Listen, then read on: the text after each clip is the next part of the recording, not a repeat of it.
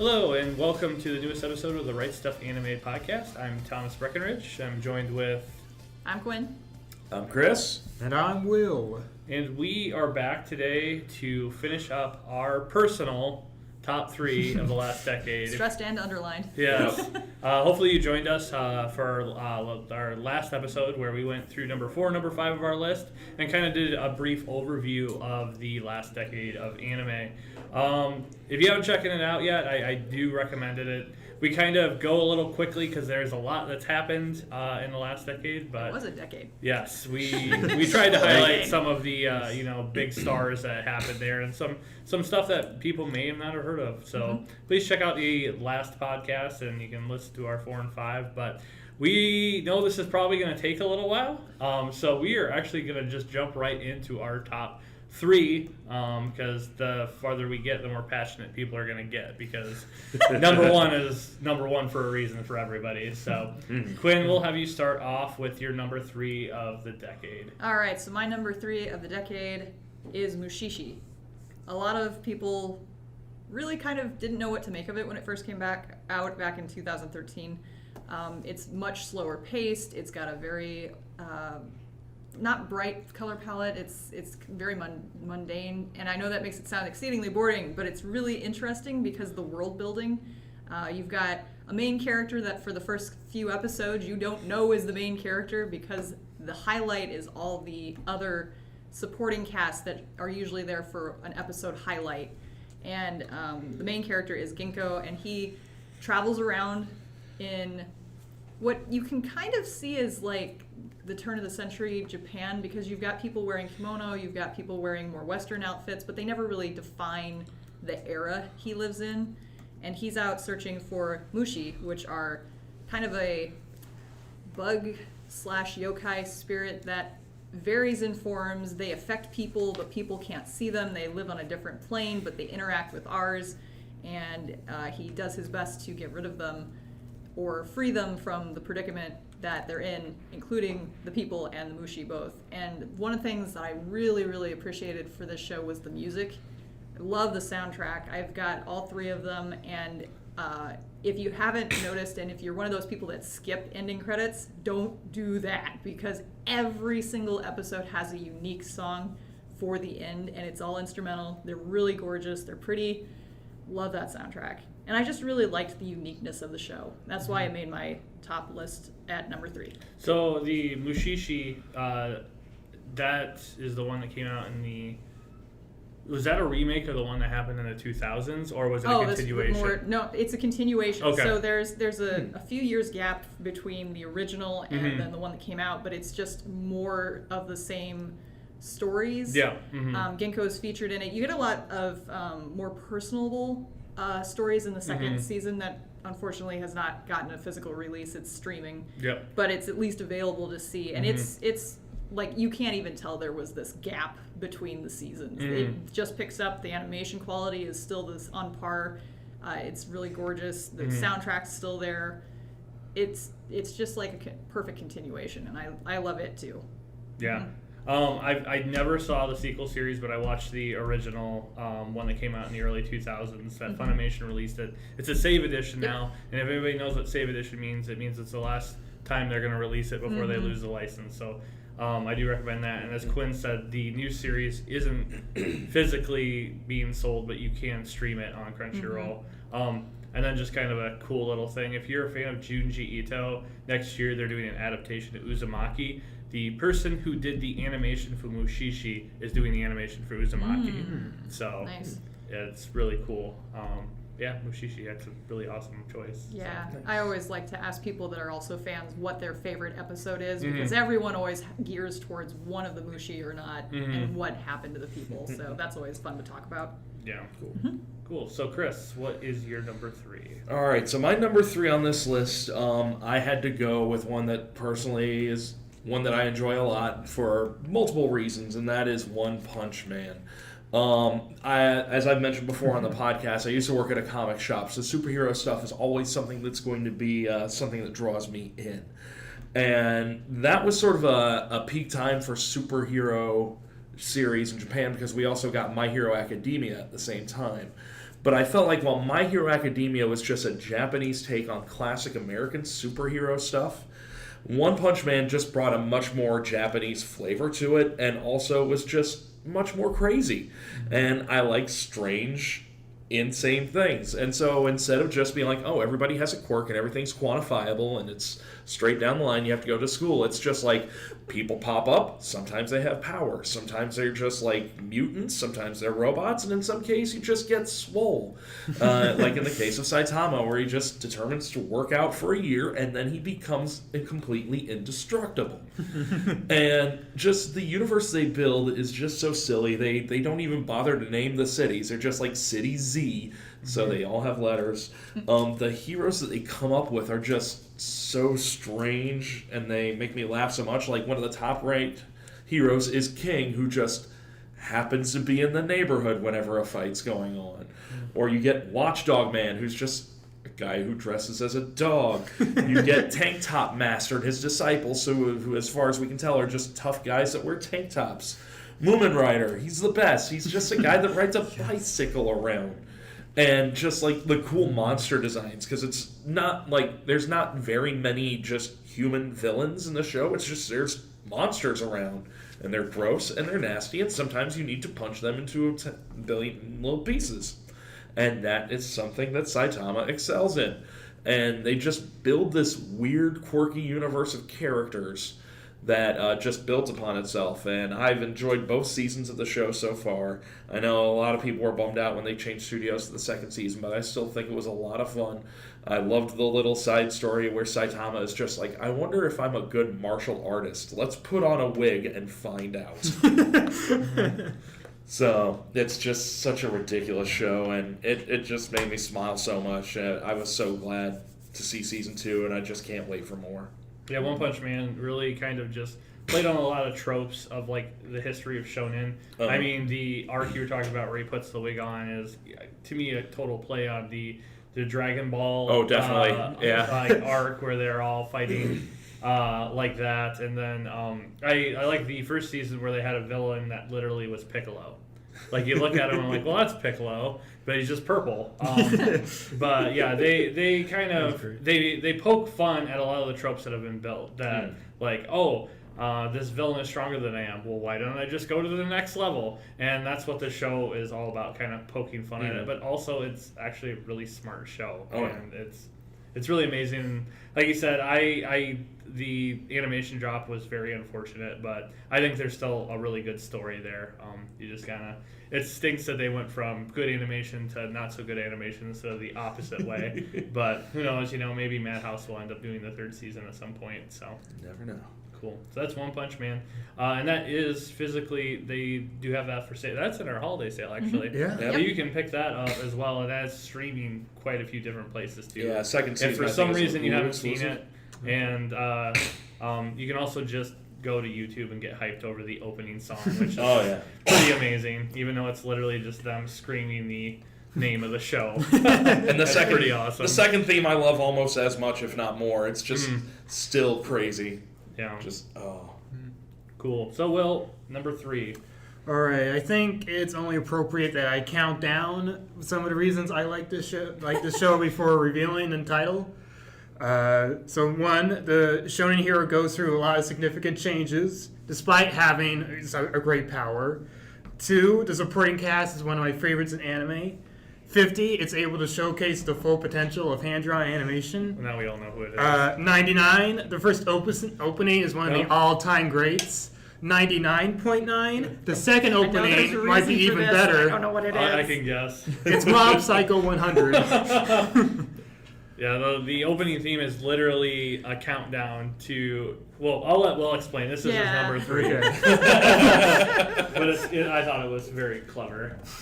So for Mob Psycho 100, it's about this guy whose name is Mob, and he is what's called an Esper. So basically he's got like these various psychic powers and is able to battle a bit different spirits and demons that are looking around in the world. And the 100 comes from the fact that he has like what I would call like a meter where he has pent up, where he's able to pent up his emotions, And when that meter reaches 100, he goes into like absolute berserk mode. He becomes like an absolute god, and but like the god power is also super destructive, and he's not able to control it at all. Mm-hmm. But what I really like about the show is not really about the powers, but really about like about the characters. Mob is just a real.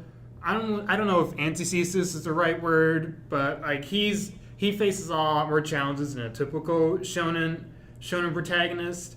Whenever like a protagonist is able to get like OP powers, a lot of things just kind of come to him, and he's just able to like pretty much get whatever he wants. But here, Mob really hates his powers, because while he's able to do all these cool things, that doesn't mean he's going to be able to get any of the girls he wants to date or has friends like the ones that he wants to have, because in all reality, he's kind of a loser at the start of the show.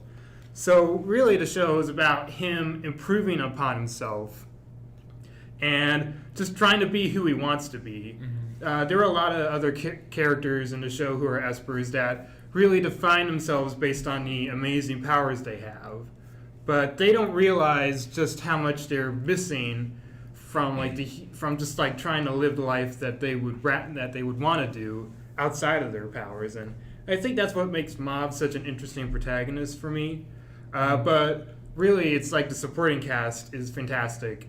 He partners up with this quote-unquote Esper named Reagan, who runs a bit of I would guess what you would call like a ghost busting agency. Mm-hmm. But the thing is, he has no Esper powers. He's just able to con his way through various things. Like sometimes one time a customer comes in with a photo and he's like, "Look at this spirit that's on my face."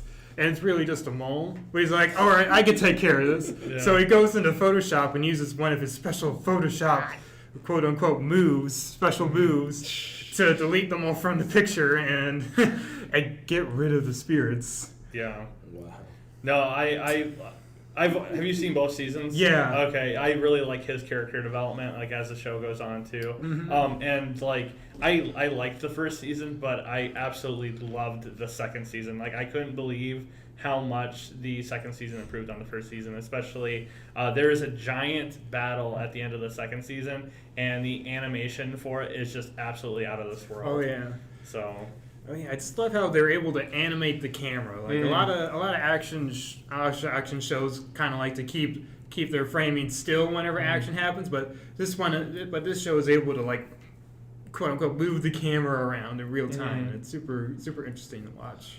Yeah, that's funny. So we have two people that have a show created by One Punch Man and Mob Psycho. And both of these started off as webcomics, too. Oh, yeah. So just the fact that, One Punch Man ended up getting found, and then he ended up teaming up with, I think Murata was his name, the animator. He did the Ice Shield. Yeah, he did Ice Shield 20. Yeah. He was the artist on that. Yeah, so he, partnered with him, so he did all the stuff. But, One's got really, really good stories, and I apologize to Chris here, but I like One Punch Man, but Mob Psycho is for no reason whatsoever. When I first saw the animation, I read the story, I'm like, this is gonna be stupid. And then especially when I got to the second season, I'm like, I can't believe how good and deep this show actually is, and how well these characters are written. And then that's why I like, and I think for One Punch Man season 2, it's just I want some of that Mob Psycho character analysis in this. That's awesome.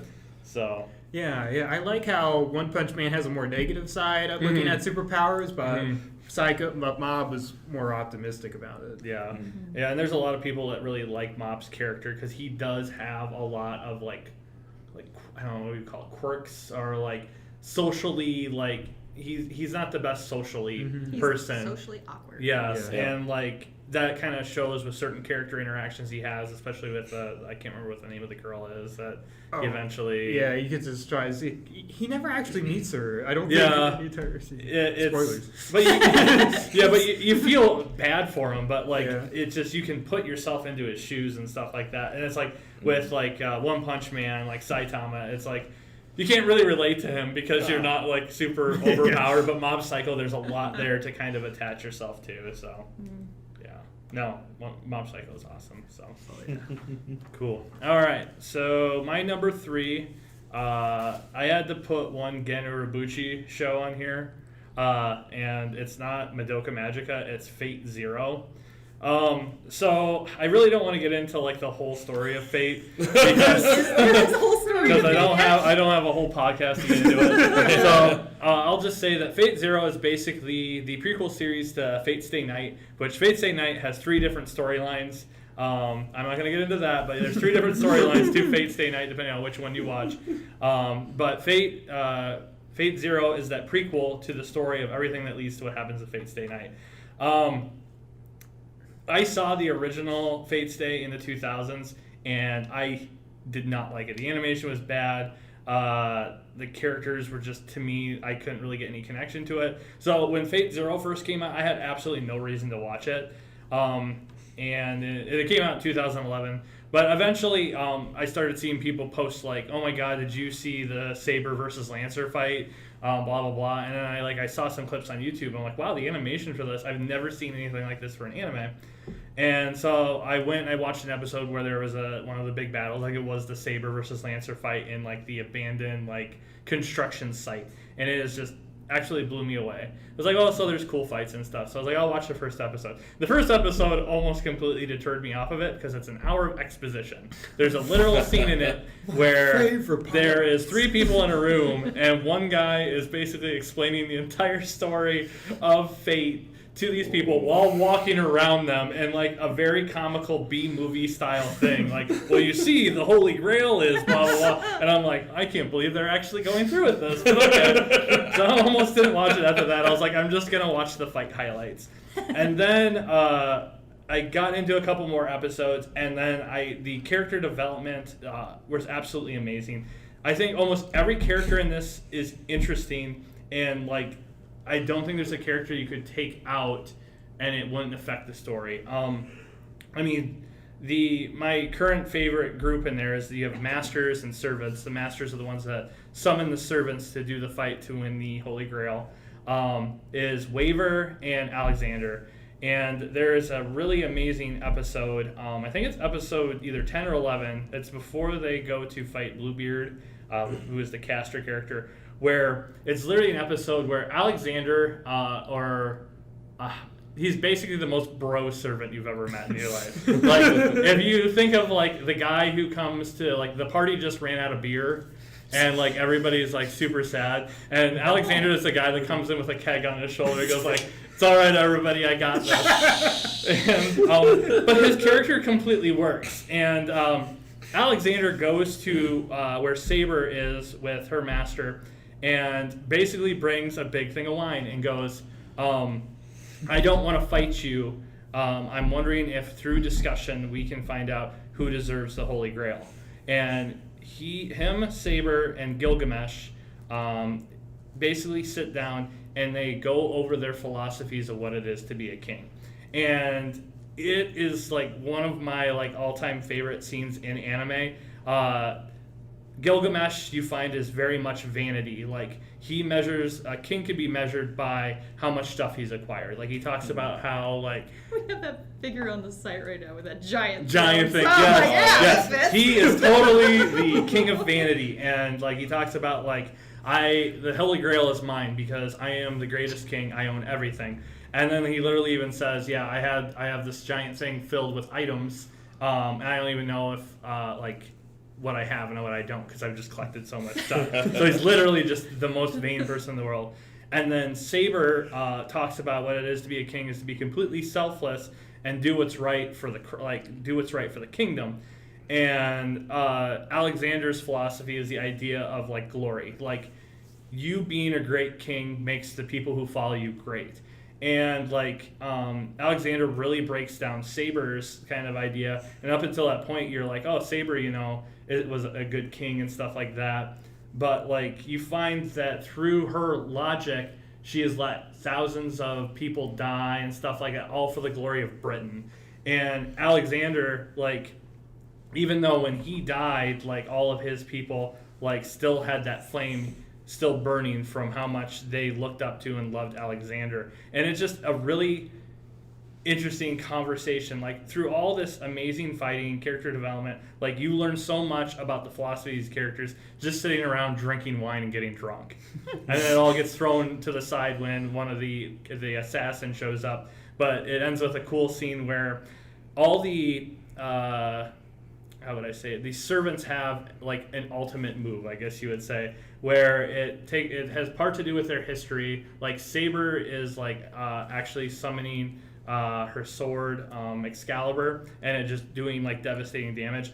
Well, Alexander's ability is to take people into a reality marble that takes him back to the time that he was from, and every army that was under his control appears and basically completely devastates the enemy. And it's in that scene that you kind of see like why everybody followed Alexander like the Great and absolutely love this guy. Like you see in their eyes and the way they act, and then like the assassins, like they're there and they're just like, well, we're completely f***ed. It's like, oh, I shouldn't have said that, but they're completely screwed, I should say, because it's 10 assassins and an army of like millions. But no, it's actually great. And I mean, there is the main character Saber, and Kitsuru are kind of the main story, and his story is really good too.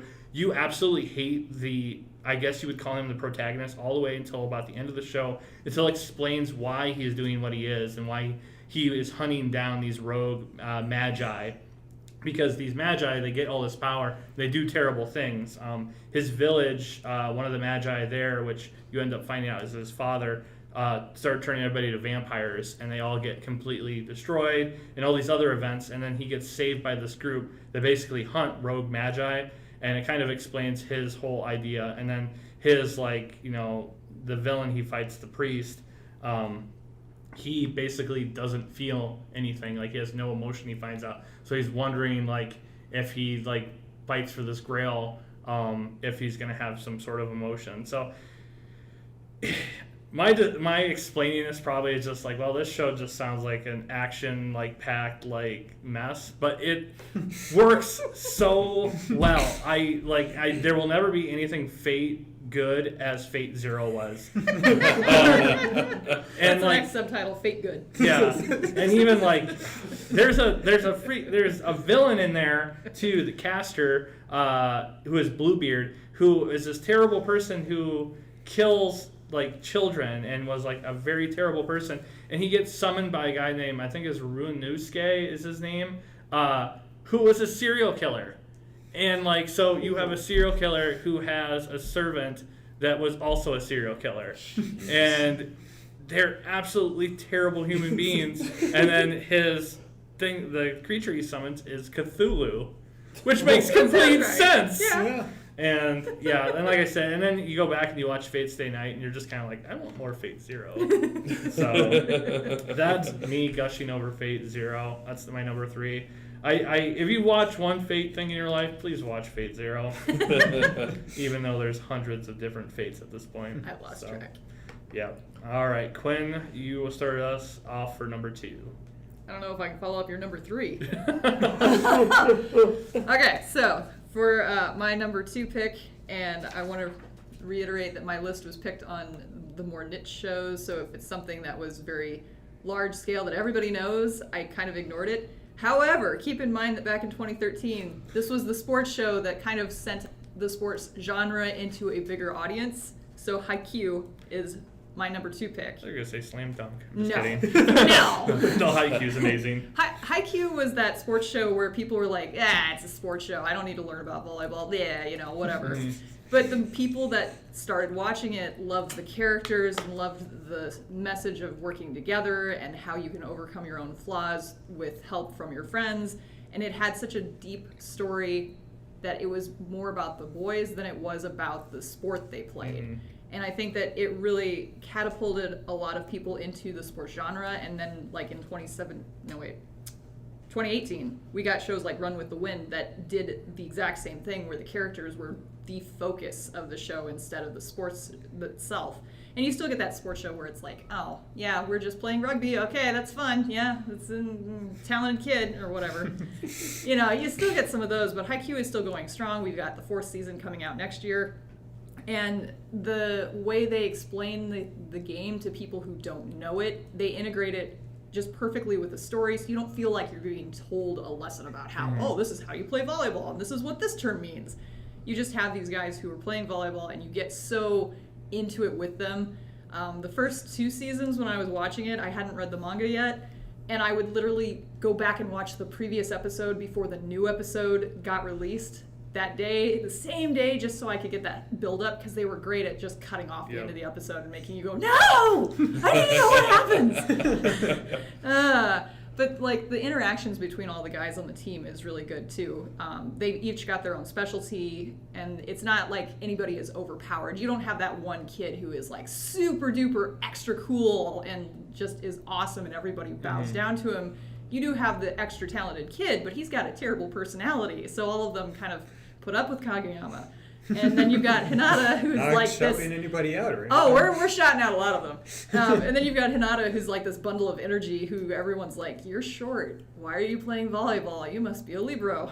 And he gets offended and is always like, "No." And him and Kageyama start out as rivals. Like the first episode is them in middle school, and I think that turned off a lot of people right off the get-go. And everyone who got past that was like, "No, that's the setup. It's all set up. You've got to keep going." And once you've got the other characters in there, you've got Yamaguchi and Tsukishima, which are my favorite duo. Yamaguchi is the underdog of the underdogs. And a lot of people are like, he doesn't even do anything. Why is he your favorite? Just keep watching, because he eventually comes into his own and helps out the team in a way that he's able to, which I love that message of, you know, you want to help support your friends, but you physically can't do what they're doing. So you have to find your own way to be a support and not just slack off. All of them pull their weight, and then you've got the sideliners who are kind of turn into bench warmers, but you eventually realize that, hey, one of them is going to be the captain next year because your third years are going to graduate. And then I forgot his name, but he really comes into his own, I think, by like the 3rd season. So it's a whole bunch of character interactions built around a sport and not because of the sport. And it catapulted so much of fandom into a sports genre where before I think the majority of us were all like, yay, sports ball. So I have Haikyuu as my 2 pick. No, Haikyuu is amazing, and it speaks to a lot that there is another season coming out, and that'll be season 4. Season 4. Yes, and the show has never went down in quality. Nope. It still finds ways to be exciting. And like put you on the edge of your seat. The thing I've always loved about it too is it doesn't fall into that trope of sports things where you'll have an entire, I can't remember which one it was, if it was either big wind up or one of the baseball ones where almost an entire season was one game. Oh yeah. That sounds like And Haikyuu is like a season will be like a couple like different tournaments. Yeah. So It's there's the whole like thing. there's a lot going on. So it's not like you're stuck on like this. Like there's not gonna be a scene where he's about to spike it and then there's like an introspective of like how he's gotten to this point. Gosh, yeah, and it's yeah, a full episode of like this is how he finally got to this point. Is he gonna spike it or not? And it's like just get to spiking the ball. And one other thing with Haikyuu too is that like there are so many rival teams that they play. It's like, and they get there's into at the least 5 or characters 6, from the rival teams and too. they all have their own backstories. They have their own thing, and like the guys from Kurasano, they go to a training camp with some of these teams, so you have a chance to watch them practice and develop while learning about the other characters who ultimately will be their competition on the court on the other side. It's his main character is falling out. I can't think of his name. Redhead. That's not a... Hinata.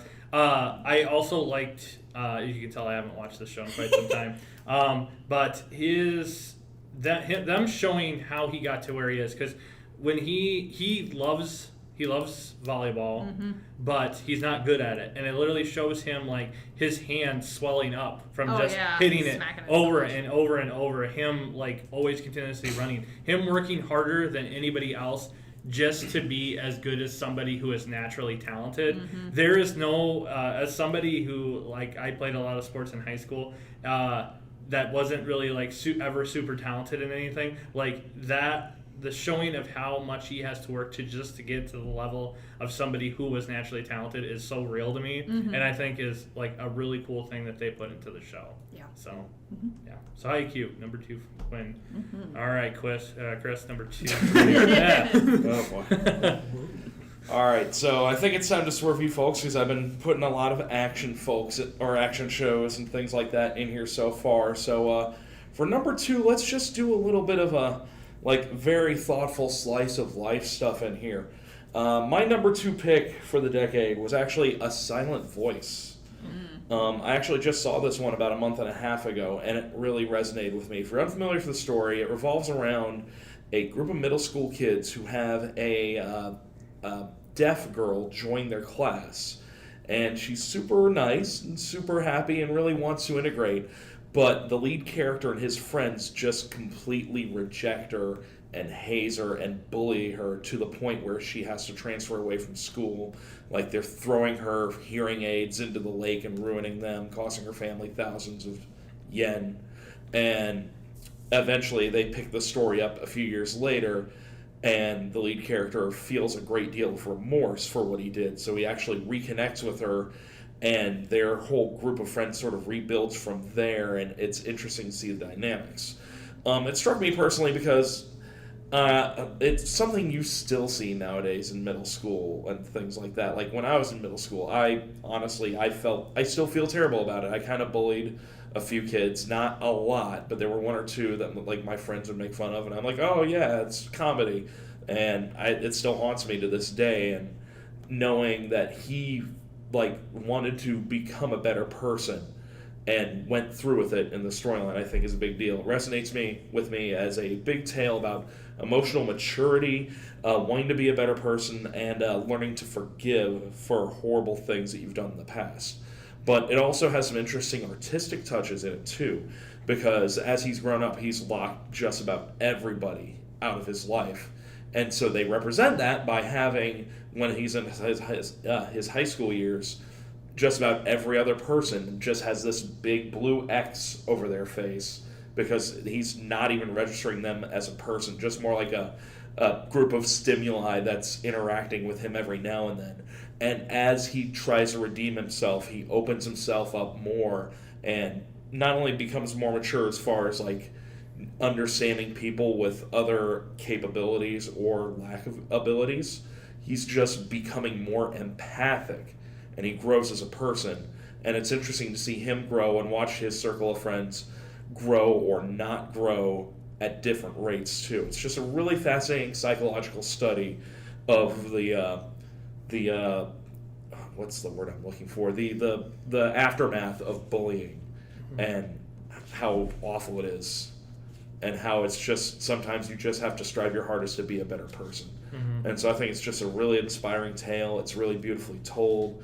The music in there is really good. The soundtrack's awesome. So just all in all, it's just such a touching movie, and it just struck me very hard. I think one of the things too is that the main character, after he bullies the deaf girl, which I'm blanking on all their names. Exactly. Same.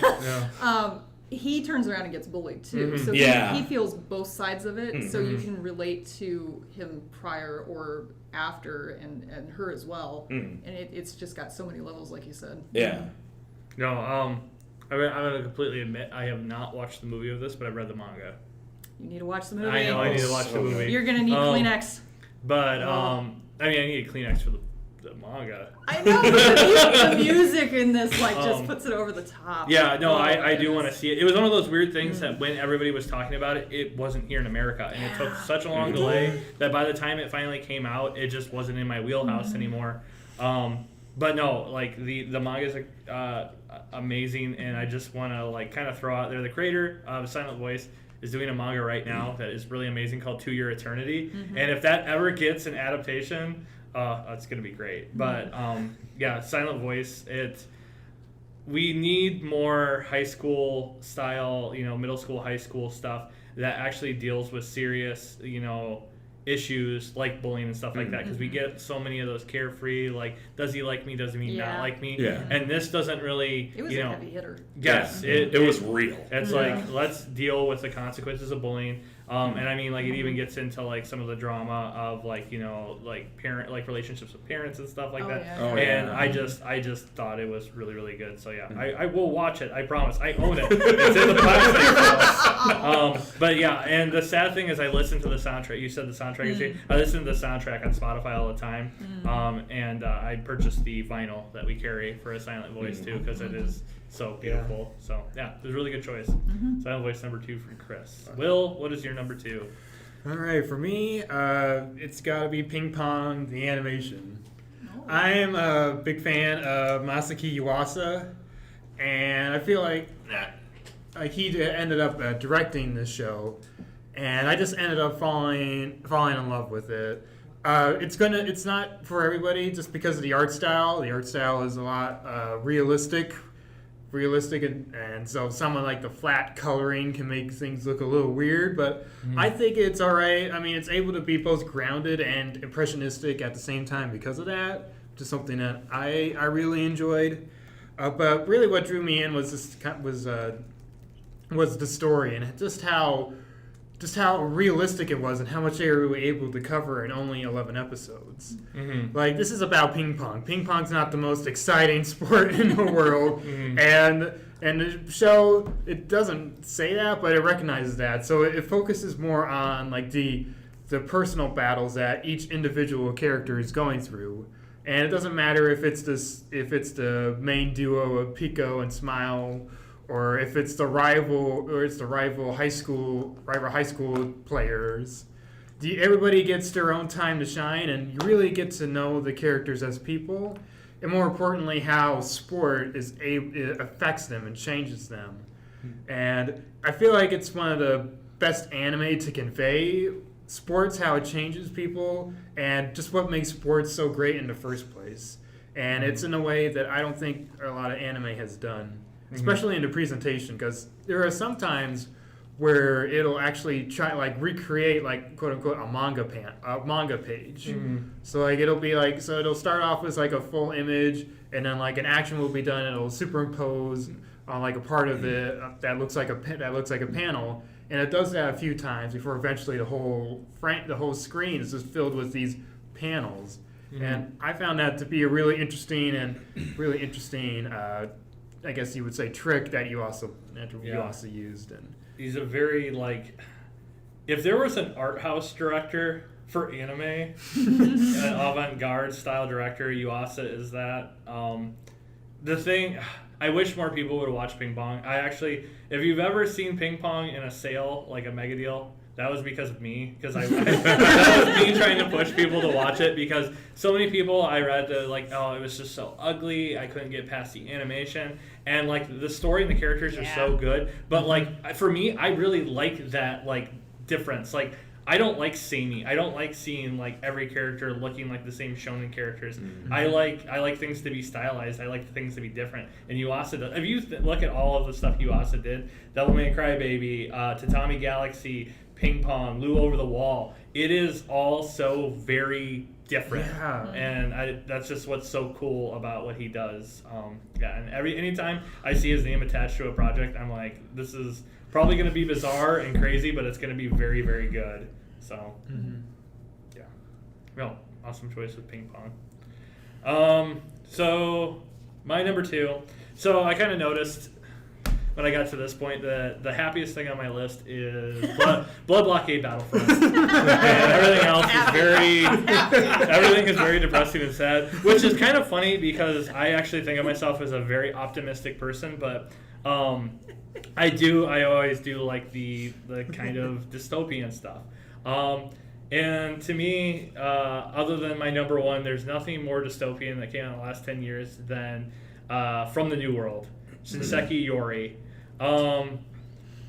The basic premise of this one is the show opens with basically it's just a normal day in like our time, and all of a sudden people basically almost start just exploding or being killed, and they don't know why. And what happened is certain humans evolve, and they get these psychokinetic abilities that basically they're able to manipulate things with their thoughts. Like think Children of the Corn. No, Village of the Damned. Oh, Yeah, Village of the Damned, Children of the Corn, that kind of style stuff. That and it's all younger people. So all these people start dying, and then it literally cuts off like with everything in just complete chaos. Like everything's like it's like apocalyptic, and then it's like 1,000 years later, and like it's almost everything is reverted to a world where like they're living on like farmlands, and everything's like almost gone back in time. Like there's no like technology, like smartphones, computers and stuff. Like everything is very basic. Everything, their society is very closed off. And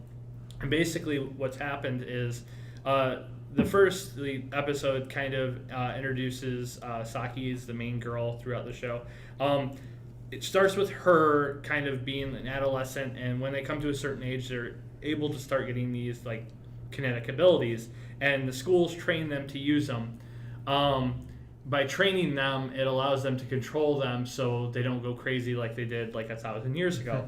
But everything, it tries to make it seem like everything is fine. Like her parents are loving, everything's fine, but there's this underlying feeling that something is being hidden, and you never just quite know what it is. And it takes a couple episodes to kind of open it up. There is urban legends in it that talk about how children will disappear for no reason. You kind of find out the connection to the children disappearing has to do with the ones that aren't really able to control their power through the training. What ends up happening that they kind of hint at later is if somebody's not able to control it, they basically rage out. And when they rage out, they turn into like this kind of beastly like entity and basically just kind of go on a rampage on everybody. And I think, and what you find out is before they can get to that point, they take these children and they kind of get rid of them. And the urban legend they kind of tell is you always see this cat-like creature moments before you're taken and never heard from again. So there's this like really regressed like society with like a culture of fear, and like I kind of see like parts of that in like growing in our like the way that our world is going now too. Is always this really underlying feeling of melancholy that's kind of going on with this whole story. But eventually the kids do what kids do. They leave the society and they go on like camping trips and stuff like that, and they don't do what they're supposed to, and they end up finding this group of, they're basically mole rats, but they can speak human, and they're the part of the show that you kind of see that they're very much our society. Like there's different groups of mole rats. Some are like more human-like. Some are very much like mole rats. They're all kind of smart. They go to war with each other. It's very reminiscent of our society, and but they worship the characters that live in the society that have the psychokinetic abilities. So something has happened in this 1,000 years where why did these mole rats like get the ability to learn English and be able to speak and stuff like that? And why are they so close to this society? Why do they do all this stuff that we ask them to do? I don't want to say that they're the slaves to them, but there's a huge fear there. The whole story is narrated by Saki in the future. So you can kind of tell that she lives on to be older because she talks like things like, oh, this happened like 20 years, like 10, 15 years ago. So she's an adult. And it seems like a lot of the adults that you meet in the show, like they're all kind of run down by like something that happens. I really don't want to ruin this show for anybody, so I'm not going to get into spoilers because I really do want you to watch it. But the last couple episodes of the reveals of what happens to, you find out the mole rats, a certain event happened to them, and they're actually a certain part of the overall story. And when you figure out who and what they are, it blew me away. And then there's revolts that happen with the mole rats too that involves these people, the people of the village.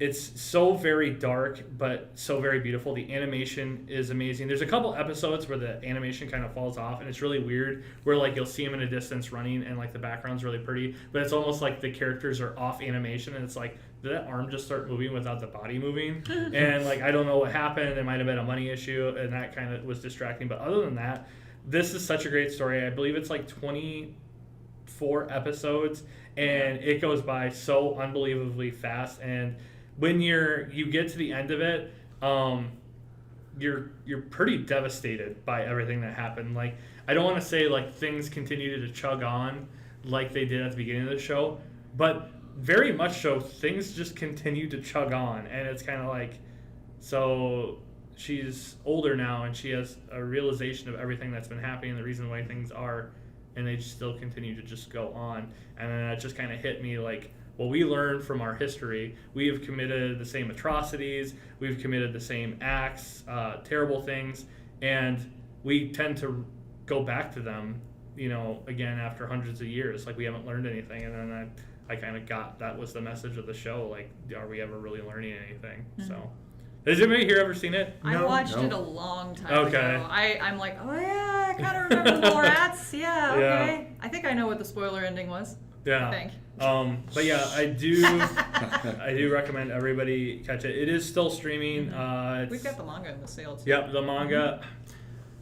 The only reason I won't recommend the manga is it's very fan servicey, I think. Yeah, the cover's kind of it's like there is a lot of romance in there. I mean, these are teenagers, but I think everything that happens in the show is done very like tastefully. But like the manga, like I would never recommend the manga for Grimgar of the Fantasy and Ash, because it's just like it's very. Oh, that's only 3 volumes though. Yeah. That's not fair. Very fan servicey too. If you haven't been able to tell, I'm not a huge fan of fan service. But yeah, from the New World, Shinseki Iori. In our sale, Sentai, it's pretty cheap. You should pick it up. And yeah, you can stream it too for free. But please give it a chance. So that gets everybody to our number ones. Drum rolls. So this is our favorite thing of the last decade, and Quinn is going to start us off. Yeah, and I'm breaking my own rule with this one too. So, yeah, niche shows, but this one was the masses brought it to me because I thought it sounded stupid. I shunned it for the longest time, and I finally said, fine masses that can continuously sing praises about this show. I'll check it out and see what it's all about. And I did, and oh my gosh, it's so good. So my number 1 pick is Assassination Classroom. Because kids in a school being taught how to assassinate their own teacher, who is a giant yellow octopus alien guy. Come on now.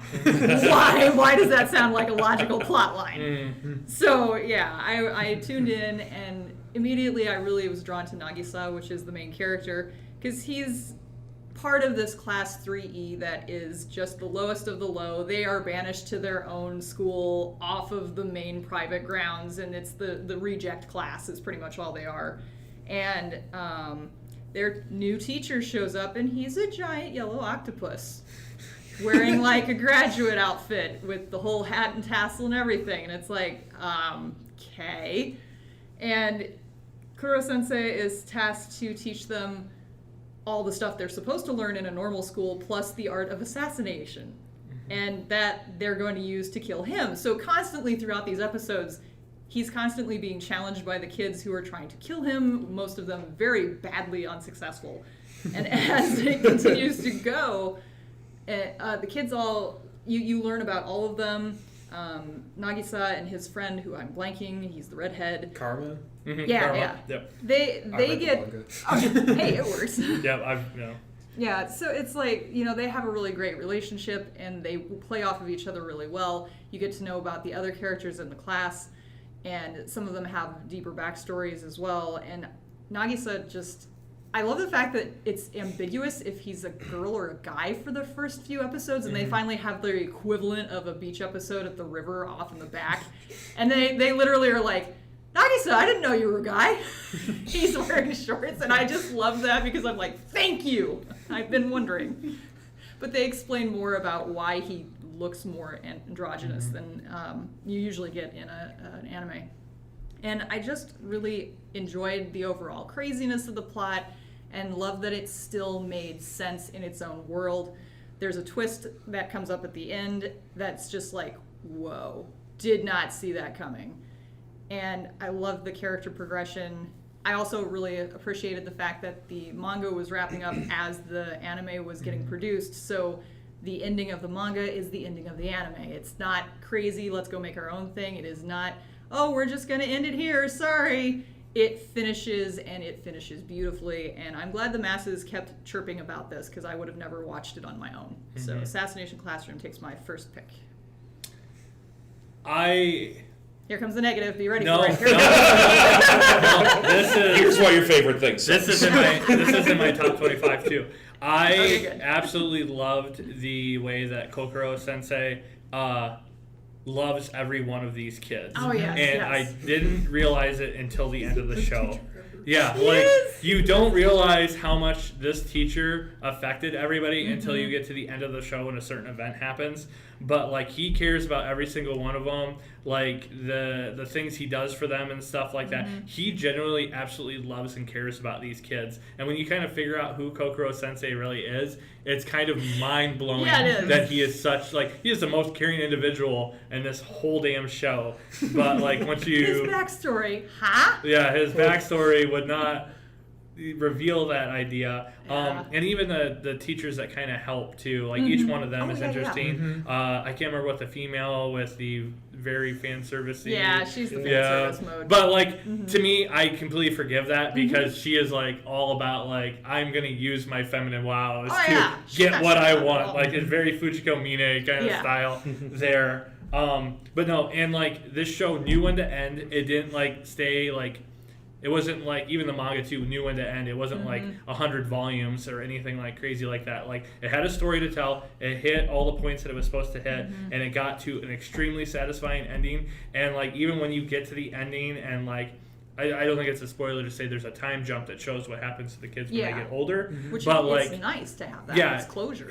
I really enjoyed it. It's really cool to see how the kids who they were influenced and what the teacher did influenced what careers they went into. And like, it was like the ending, the Assassination Classroom is so damn good. It is. Like, so is. Oh man, it is so hard for it is a shonen series. It is so hard for shonen series to hit the mark at an end. Like sometimes you're just like end it. It needs to be over. Like Naruto or Bleach or anything. But Assassination Classroom was just like perfect from start to ending. Demon Slayer I think is very close to being that too, and I think that's why so many like I've enjoyed it as much. But like I'm seeing it kind of hit those points too where the author has a story to tell. We're going to tell it. We're going to hit what we need to, and we're not going to stick around any longer than we need to. So. Yeah, and Koro Sensei always made me go, that's the teacher that the kids are always going to remember, and that is the teacher you always wanted to say you had if you never did, unfortunately. You remember all the good points of your favorite teachers in Kokoro Sensei.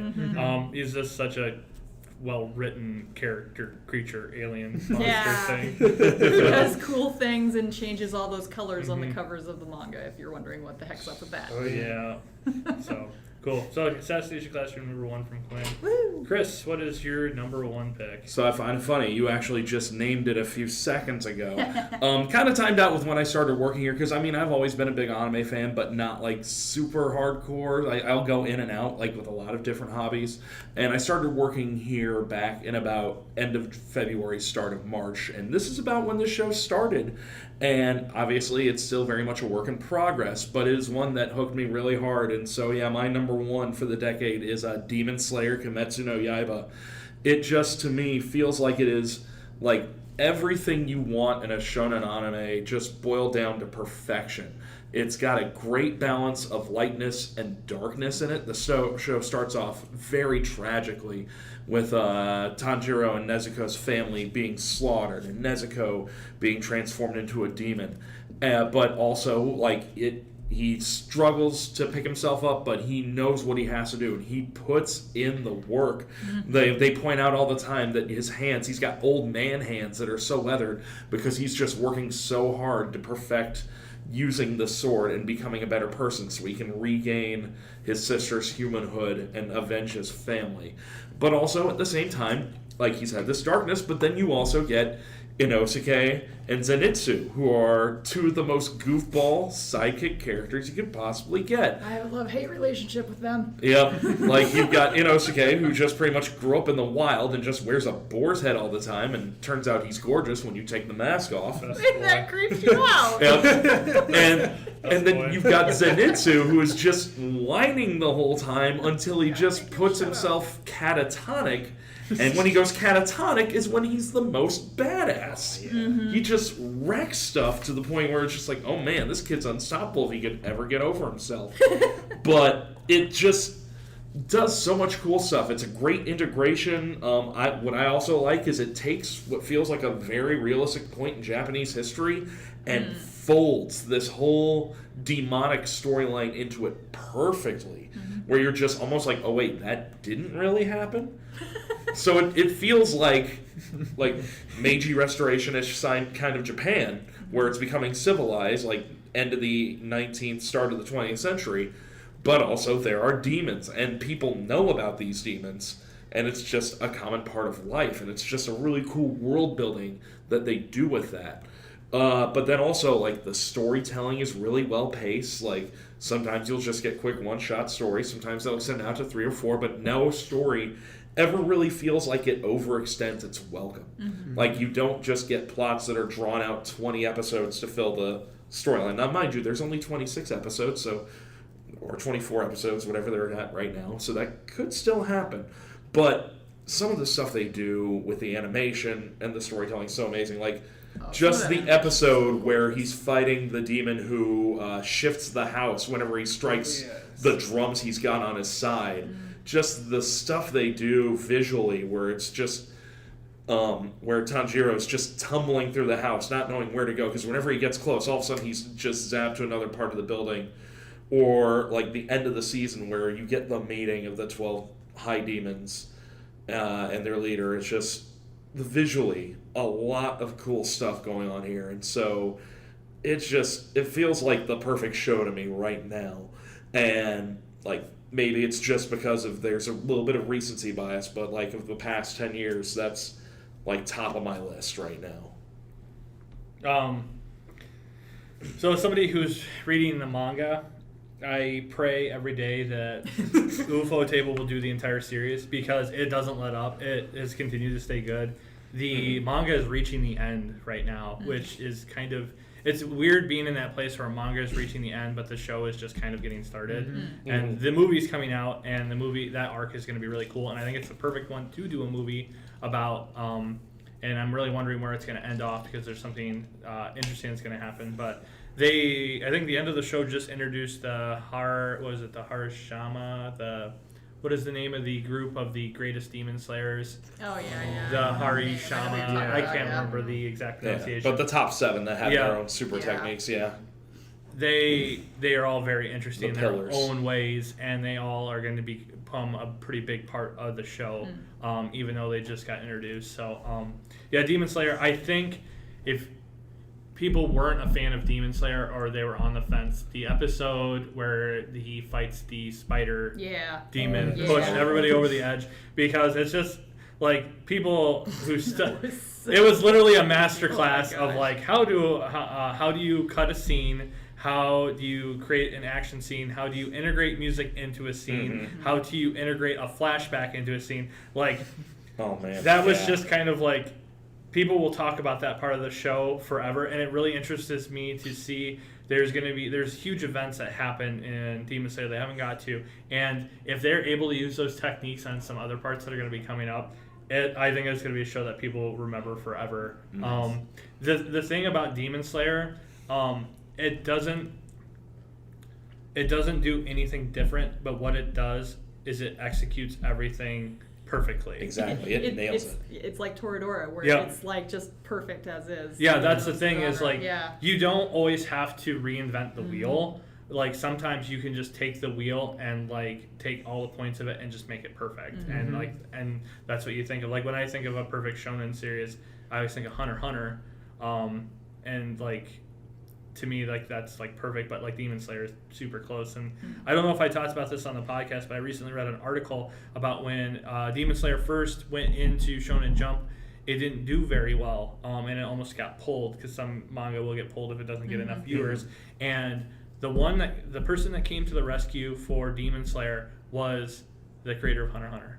That said, I really like this. You should keep it in here. I think it's going to be something. And it's just kind of cool that, like, to me, like the two pillars of like what shonen like action like to me, like the Assassination Classroom is not like shown in action. It's a different kind of Yeah, shonen it, style. it touches in there, but Yeah. not But, like, is solid. Perfect shonen action. Like My Hero Academia is a huge like popular thing. I'm so happy for it. It is a good show. But there are parts of that show to me that are kind of drag a little bit. A little bit. But like Demon Slayer, like so far has been really good. And like you said, Chris, like it doesn't like we're gonna put a whole season on training. Like it was Yeah. like he was all trained and ready to go and left for like 3 episodes. Yeah, they spanned like, like yes! the first 6 episodes. They spanned like 4 or 5 years. Yeah. They're not going to mess around filler. We're just going to get. We've going. got good parts of the story to get to, Yeah. guys. So yeah, Demon Slayer is a really good choice. It'll be really interesting to see how big it is. Like, the fact that like it's like culturally how big it is already.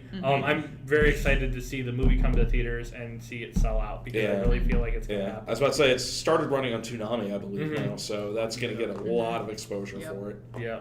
So number 1 from Chris is Demon Slayer. Will, what is your number 1? I really, really, really like Masaki Yuasa. I think we have the same number 1. So, no, I need to. First off, I need to apologize for Devilman Crybaby because I haven't seen it yet. Okay, we don't have the same number 1. I know Thomas is number 1 pick. Yeah, I haven't seen it yet. But if I was, I would hazard a guess it would make my top 3 anime of the decade because my number 1 anime of the decade is Tatami Galaxy. Oh man, just what a.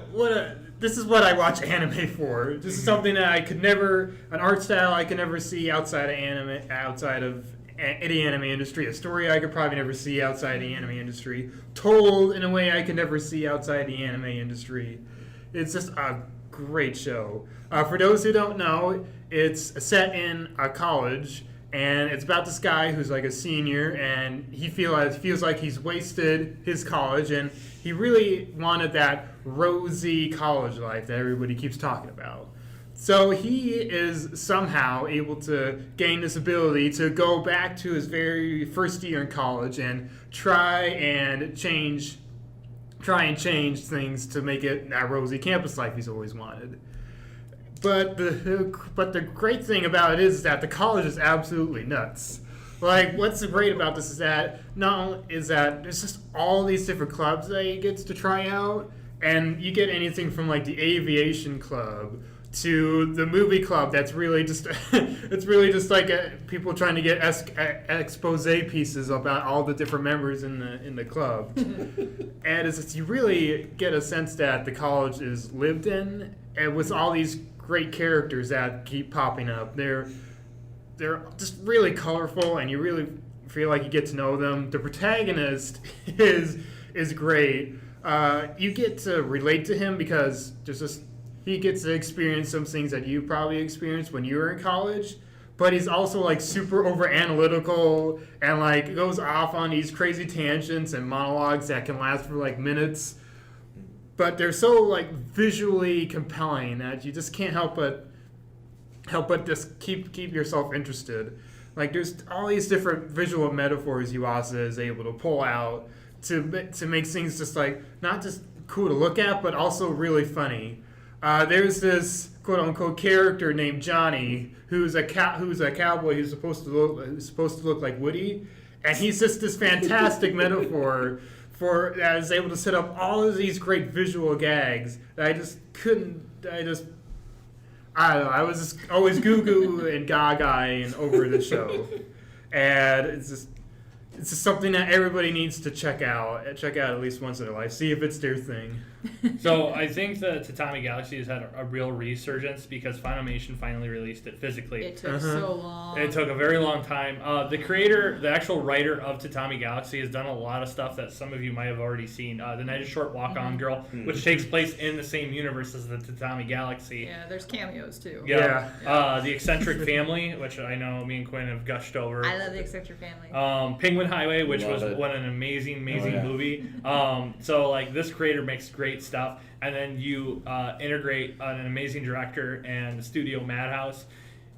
With like all 3 of these is the perfect potion of a great show. Like it's amazing that something got made like this. I always remember trying to show somebody this, and The first episode is just like, Oh my God, and you can't even it's so follow the subtitles. hard. And like that, So it probably turns so many people off, and it's so unfortunate because it is a really good Yeah. show. And I did have to I was like, oh, I gotta watch that again because I think I missed like half of actually what was being said. And I'm usually a speed reader on the subtitles and Yeah. can keep up. I can't even keep up. But that's with what's so thing. great is that Oh it gosh. really helps illustrate how the main character is so over analytical and like so Yeah. melodramatic about everything. yeah. True. No, it's an awesome series at the Tommy Galaxy, and yeah, it's in our holiday sale as well. I really recommend it. So my number one is I wonder. So a little background on mine. So I grew up with the Toonami stuff, and I really didn't get into anime until I was in college. I had an English course that actually one of the books we read was Neon Genesis Evangelion, the manga. Was actually one of the curriculum. Love those kind And- of courses. And I was like, why are we reading a manga? So the English course had to do with, I want to say the kind of focus of it was existentialism, like existing, who are we are, what we are, and that whole idea, and that kind of turned me back on to anime in a different form and medium, because before then it was a lot of like cool action shows. Like I think like the coolest thing I thought, like the most like how would I put it, like avant-garde thing I had seen at that point was Full Metal Alchemist. That's not Yeah. So, but like, yeah, I was in film school. I was watching a lot of films, and I had never seen anything. And I finally saw Neon Genesis Evangelion. I read the manga. I really liked it. The professor said you should watch the anime. Please make sure you watch the end of Evangelion too. And I didn't know what that meant until I finally watched it. And I was like, oh my god.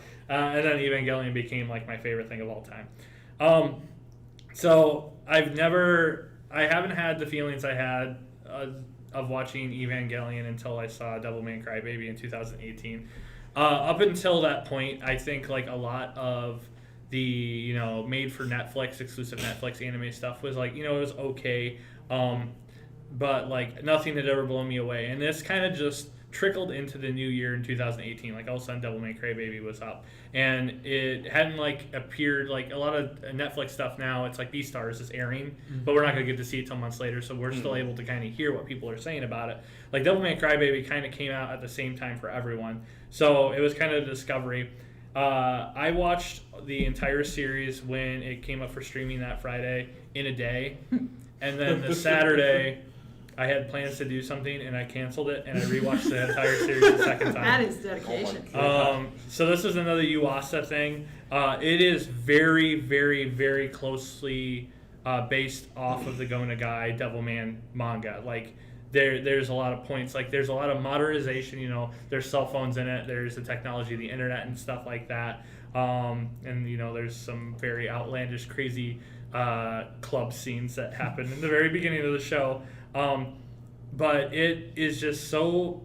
Visually, I've never seen anything like it. Like I saw it to Tommy Galaxy, but this thing just like pushed like the limits on like what can do animation. Like there were YouTube videos of people trying to run like Akira, where he tries to run in a really crazy way where he almost looks like he's a spider monkey or something like that. And like I think some people might have been turned off by that, and they weren't turned off by that, they were turned off by the unbelievable violence that was in this. There is a scene in the beginning where he does finally get his powers to become Devilman, which Devilman is a mixture of Amon, who's a demon, but Akira is able to still keep his human soul. So he, like the crybaby thing, you'll notice a lot in it, he will start crying. Like he cares about, he cares about humans, he cares about demons, he cares about everybody. There's a scene in the beginning too where he finds him and Rio, who Rio is kind of his best friend, but also his rival, because their way of thinking is complete opposites, which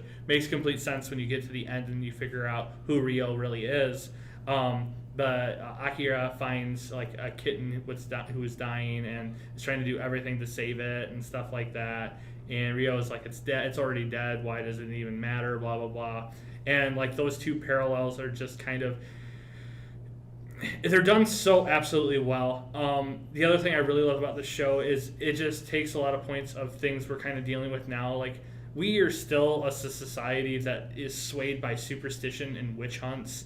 That we don't look at the facts of things, we don't look at the truth, we look at things that we find these like idols, and whatever the idols say are gospel. And this show really deals with those ideas that just because these demons are different, they're not bad people, and they're driven to be bad because of what the society thrust on them. They try to kill them and stuff like that, and it's just really heartbreaking. The ending to this show is just kind of reminds me of just like the chaos of like the end of Evangelion too.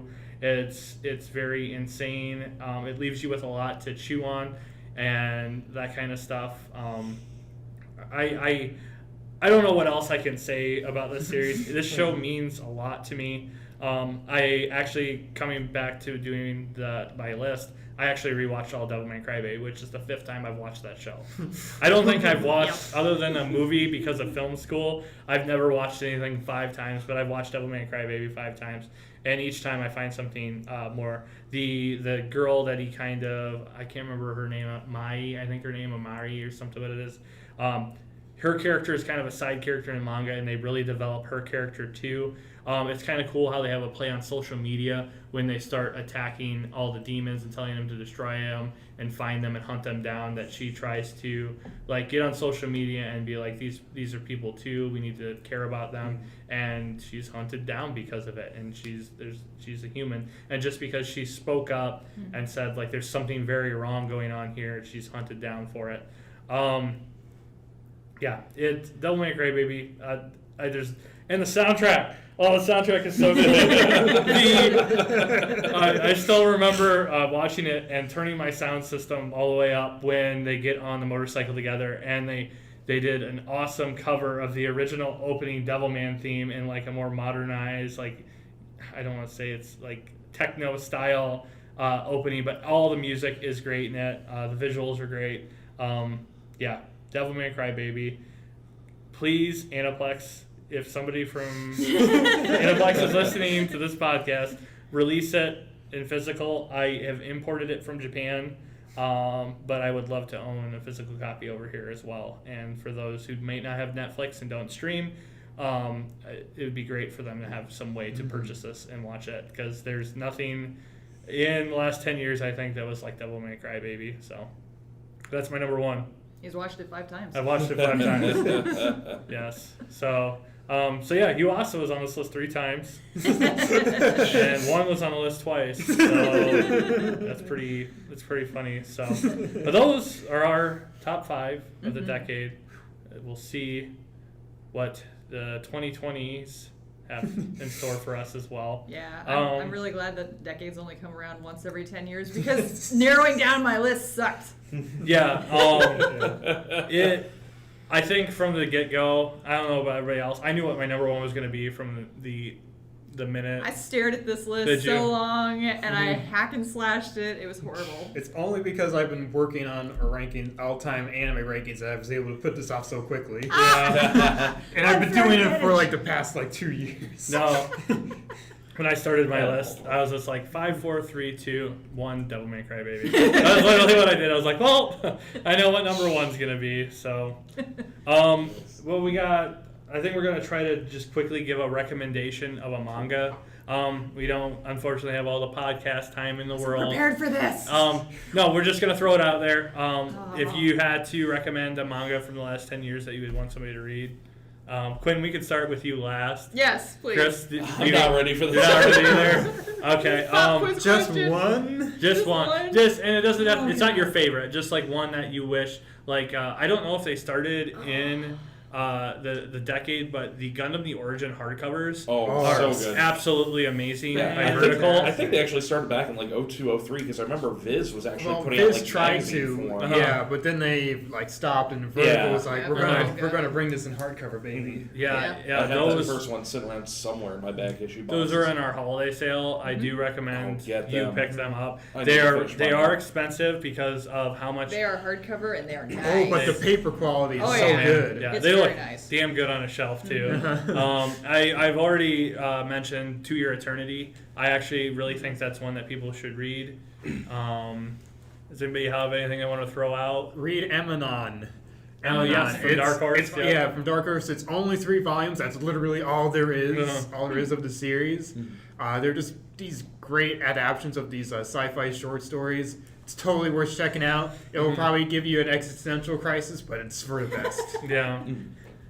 We could throw out there, like we actually talked about in the podcast a few months back, like go back and read Astro Lost in Space if you Yeah, haven't done that Astro's yet. good. That was Just such a not- great or read yeah, together. read, So. read the manga, watch the anime.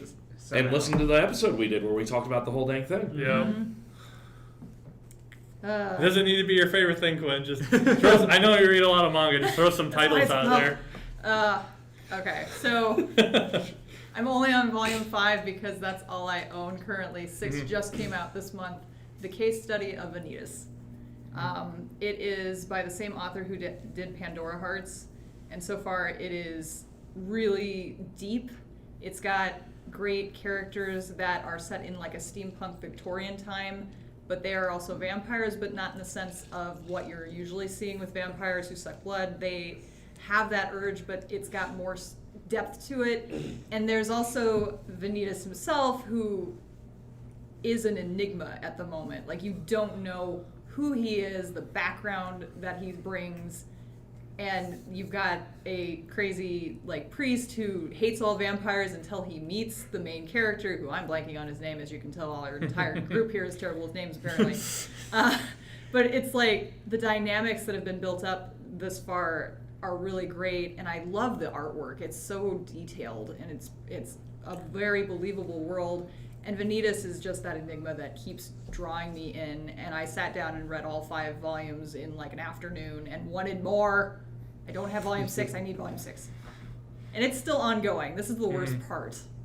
But that is the one that jumps to my mind right off the bat. I'd like to throw out Blue Exorcist too, because the series is great. And I've gotten about to the same point, a little past where the 2nd season of the anime stops. So I don't know what goes on before, because I don't like to read each volume as it releases. I read them in chunks. And then another personal favorite is 07 Ghost, or 7 Ghost. I'm not sure how to pronounce this because it's a 0, it's a 7, a dash, and Ghost. That one is finished, and it concludes. I can't think of how else it should conclude. It's one of those where you're like, this is my ending, but it works, but I want more, but it ends. And I like the play that it does on religion and kind of the commentary it makes without being directly, hey, this is this religious belief, this is this religious belief, and why everybody is butting heads. They do the overall story very well. It does have an anime, but it like stops when it's obvious that they're going off to another arc of the story. It continues on in the manga, and I love it too. So yeah, there. I said 3. I'll stop. And then I'm just gonna do my typical read Vinland Saga. I've been reading that too. It is good. Yes, and continue to watch the show, which, as of today, the rumor is there will be a 2nd season. So very awesome. So speaking of best of the decade, we are going to be working on a video. We're going to have like a war room kind of setting where we are going to get together with a couple different individuals in a room, and we're going to tape a discussion of us coming up with a top 25 list of a couple different people who work here.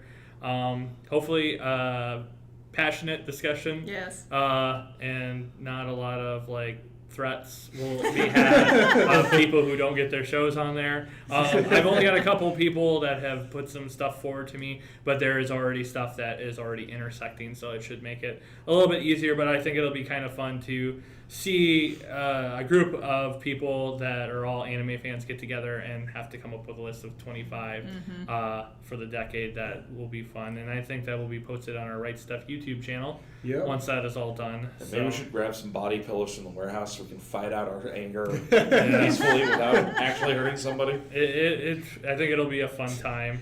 And then by the time this is airing, it is the last week of our holiday sale. So if you haven't had a chance to pick anything up, If you're opening your wallets and moths are flying out, Yeah. we're sorry. yes, and But we still need more.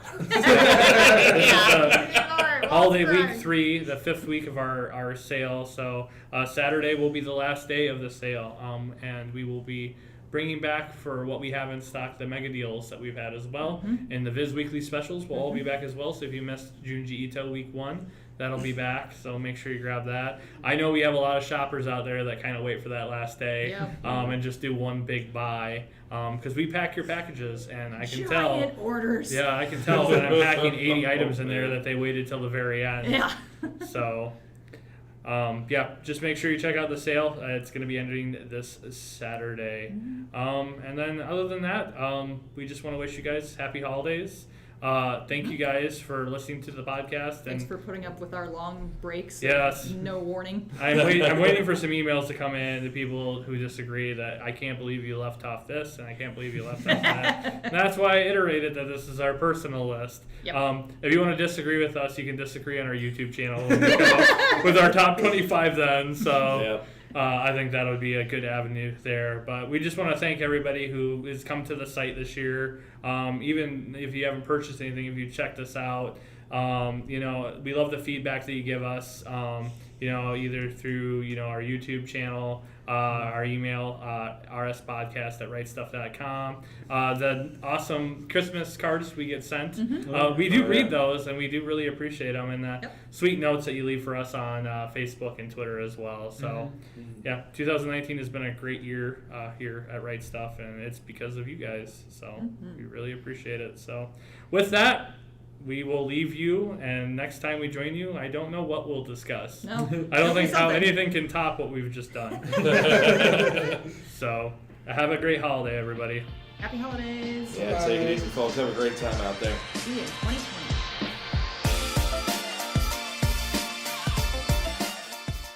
The views and opinions expressed in this podcast are those of the participants and do not necessarily reflect the official policy or position of Right Stuff Anime. We'd love to hear from you. Send us your questions or comments to rspodcast@rightstuff.com, and we might just answer them in a future episode. That's rspodcast@rightstuff.com.